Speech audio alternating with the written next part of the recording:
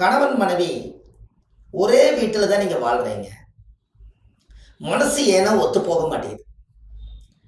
அவங்கவுங்களுக்கு ஒரு பிரச்சனை, ஏதோ ஒரு பிரச்சனை.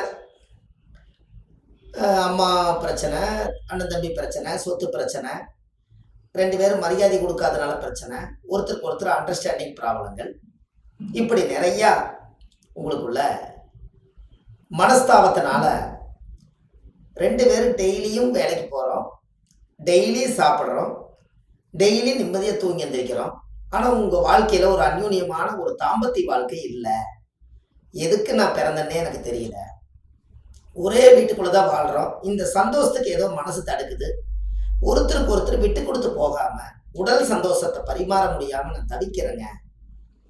எனக்கு அந்த வாய்ப்பே அமையல. ஒரு வீட்டுக்குள்ளே தான் இருக்கிறோம், கணவன் மனைவி தானே, நம்ம வாழ்ந்த சந்தோஷத்துக்காகத்தானே கல்யாணமே பண்ணிக்கிட்டோம்.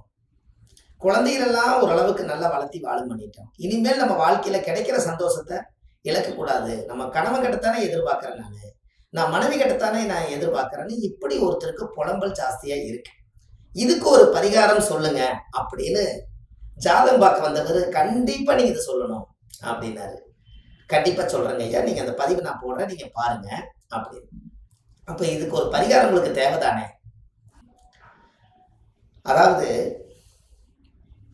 காவி வேட்டி கேள்விப்பட்டுக்கிறீங்களா? காவி வேட்டி, வெள்ளை வேட்டி, ரெண்டும் புது வேட்டி எடுத்துக்கங்க. இந்த ரெண்டு புது வேட்டி எடுத்து மேலே ஒரு முடிச்சு போட்டுருங்க. ரெண்டு புது வேட்டியில் முடிச்சு போட்டுருங்க, காவி ப்ளஸ் வெள்ளை.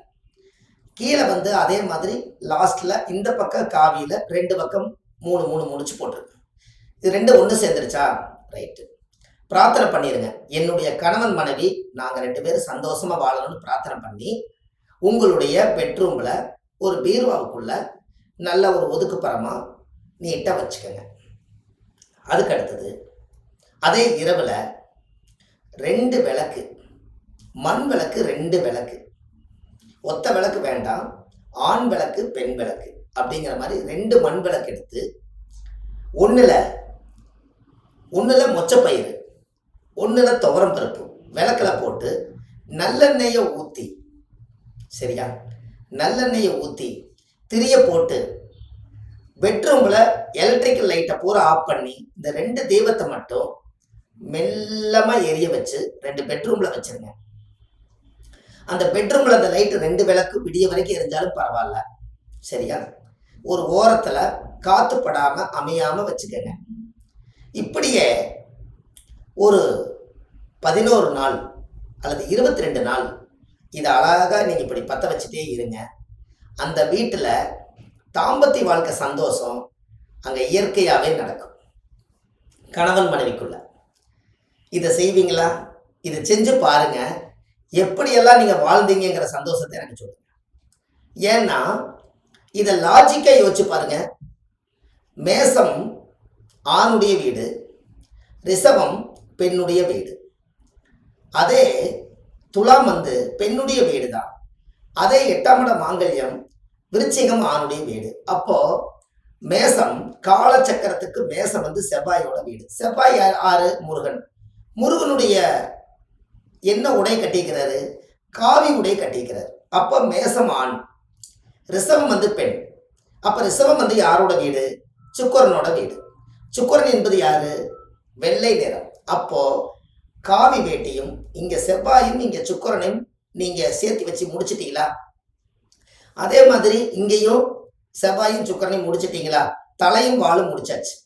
இது உங்க மனசுல நீங்க பிரார்த்தனை பண்ணி உங்க பீர்வாவில் வச்சாச்சு. இதுக்கப்புறம் ஆண் விளக்கும் ரெண்டு விளக்கலையும் கொண்டு போய் அதே மேசம் செவ்வாய்க்கு துவரம் பருப்பும் தானியமும், அதே சுக்கிரனுக்கு வெள்ளை மொச்ச பயிர் தானியத்திலையும் விளக்கு எரியுது. இங்கேயும் சுக்கிரன் செவ்வாய் சேர்ந்துருச்சு. நீங்க சேர வேண்டிய இடமும் பெட்ரூம் தான். இது பெட்ரூம்ல கொண்டு போய் வச்சுட்டீங்கன்னா 22 நாள் தொடர்ந்து விளக்கேற்றுங்க. இது வரைக்கும் நீங்க பெட்ரூம்ல விளக்கேற்றிருக்க மாட்டீங்க. அந்த காலத்துல பாருங்க, முன்னோர்கள் எலக்ட்ரிக்கல் லைட்டே இல்லாத காலத்துல ஒரு சிமிலி விளக்குல தான் அவங்க வாழ்ந்திருக்காங்க. முகம் அவ்வளவுதான் தெரியும். கரு அறை எப்படி இருட்டோ அது போல கருவறையை தொடணும்னா அங்கேயும் இருட்டு இருக்கணுமா? எப்படி ஒரு பரிகாரம் பார்த்தீங்களா? சாமியோட கோவில்ல கருவறை பார்த்தீங்கன்னா அகல் விளக்குல தான் சாமி தெரியும்.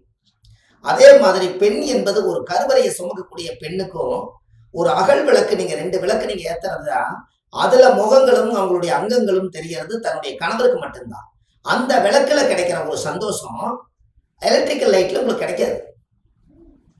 அப்ப நீங்க கண்டிப்பா இப்படி ஒரு அற்புதமான ஒரு பரிகாரத்தை தவறாவே நினைக்காம, கூச்சப்படாம, வெட்கப்படாம, அச்சப்படாம இந்த விளக்கை நீங்க பெட்ரூம்ல ஒரு இடத்துல ஒரு ஒரு இடத்துல நீங்க ஏத்துங்க.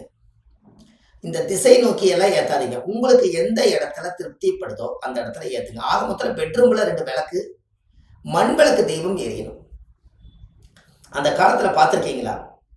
சாந்தி முகூர்த்தம் நடக்கும்போது அவங்க நல்லா வாழ்ந்து பொழைச்சவங்க கணவன் மனைவி கொண்டு போய் அவங்க படுக்கை அறையில கொண்டு போய் பூ அலங்காரம் எல்லாம் பண்ணிட்டு அவங்கள 2 பேர்த்தையும் சேர்றதுக்காக உள்ள விட்டு ஒரே ஒரு குத்து விளக்கு 2 விளக்கு குத்து விளக்கு எரியும். அது பித்தாளைகள் வந்த காலத்துல, பித்தாள பொருள் வந்த காலத்துல குத்து விளக்கு எரிஞ்சுது. அந்த பித்தாளையே இல்லாத காலத்துல என்ன எரிஞ்சுது? உலோகம், மண் விளக்கு தான் எரிஞ்சுது. இந்த மண் விளக்கை நீங்க கொண்டு போய் சாமி கோயில்ல வைக்கிறீங்க, உங்க பூஜை ரூம்ல வைக்கிறீங்க, உங்க வீட்டு வாசல்ல வைக்கிறீங்க. நீங்க வாழ்றதுக்கு உங்களுடைய வாழ்க்கைக்கு ஒரு வெளிச்சமாகும், உங்க அந்தரங்களுக்கு ஒரு சக்தியாகும், உங்க பெட்ரூமுக்கு ஒரு வெளிச்சம் ஏத்தாதனால உங்க வாழ்க்கையே இருட்டா இருக்குது அல்லவா? அதை நம்ம தெரிஞ்சு இனிமேலாவது எலக்ட்ரிக்கல் லைட்டுக்கு அப்பாற்பட்டு நீங்க ஒரு மண் விளக்கு ஏத்துங்களேன். இதுல ஒரு கேள்வி வேற வரும். மண் விளக்கு ஏத்துனா ஃபேன் அமைஞ்சு போயிருங்க, ஏசி போட்டிருக்கேன் அது அமைஞ்சு போயிடும், இப்படியெல்லாம் சொல்லி போன் பண்ணி இதுக்கெல்லாம் கேட்பாங்க. அதுக்கு என்ன பண்ணணும்? ஒரு கூண்டார விளக்கு ஒன்று வாங்கி 2 விளக்க உள்ள வச்சு ஃபேன் காத்து படாம, ஏசி படாம நீங்க சேஃப்டியா வச்சு அமையாம பார்த்துக்குங்க. அவ்வளவுதான். எத்தனையோ வேலைகளுக்காக ரிஸ்க் எடுக்கிறீங்க. அந்த விளக்கு அமையாம இருக்கிற பாதுகாப்பை நீங்களே பண்ணிருங்க. அது தொடர்ந்து ஏத்திட்டு வர என்ன ஆயிருன்னா, உங்க குடும்பத்துக்குள்ள அந்த விளக்கு பத்த வச்சாலே எனக்கு வாழ்க்கை சந்தோஷமா இருக்குதுங்கிற எண்ணம் வந்துட்டாலே பெட்ரூம்ல விளக்கு எரிய ஆரம்பிச்சு. இது இரவுல தான் நீங்க வைக்கணும், பகல வைக்கக்கூடாது. இரவுல 9 மணிக்கு மேல நீங்க விளக்கு வைங்க, சாப்பிட்டு போட்டு வைங்க, தப்பே கிடையாது. இந்த விளக்கு எப்படி நீங்க தூண்டி அந்த தீவை மேத்தி வெளிச்சத்தை இந்த ரூம் பூரா வெளிச்சத்தை கொண்டு வரீங்களோ, அதுபோல உங்க மனசுல இருக்கிற எண்ணங்கள் எல்லாம் தூண்டி உங்க வாழ்க்கைக்கு ஒரு ஆதாரமே அது மூலாதாரமா மாறும். எப்படி ஒரு பரிகாரம் நீங்க பார்த்தீங்களா? இதெல்லாம் வாழ்க்கையில நீங்க கேட்டிருக்கீங்களா?